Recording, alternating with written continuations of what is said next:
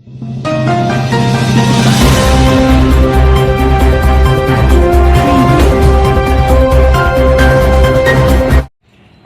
देख रहे हैं सच की आवाज़ एनपीएस न्यूज़ में आपका इस्तकबाल है। मैं हूं मोहम्मद जावेद। देखिए आज की अहम खबर। वाहेगुरु जी का खालसा, वाहेगुरु जी की फतेह। आज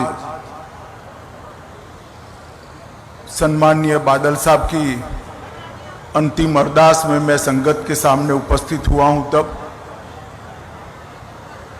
बादल साहब हमारे बीच में न रहने से केवल पंजाब नहीं, समग्र देश की राजनीति और सामाजिक नेतृत्व के क्षेत्र को कभी भी जिसकी पूर्ति न हो ऐसी क्षति हुई। ये गड्ढा जो बादल साहब के जाने से शून्यता जो पैदा हुई है,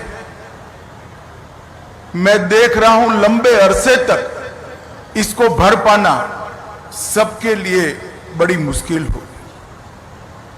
बादल साहब के जाने से सिख पंथ ने अपना एक सच्चा सिपाही खोया है,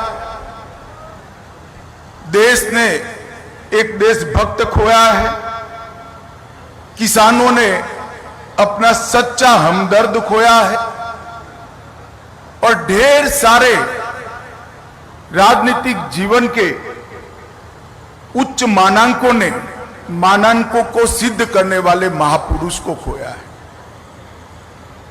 इतना लंबा सार्वजनिक जीवन, 70 साल का सार्वजनिक जीवन के बाद व्यक्ति चला जाए और पीछे कोई भी दुश्मन न हो, ऐसा अजात शत्रु जैसा जीवन बादल साहब के बिना कोई नहीं जी सकता।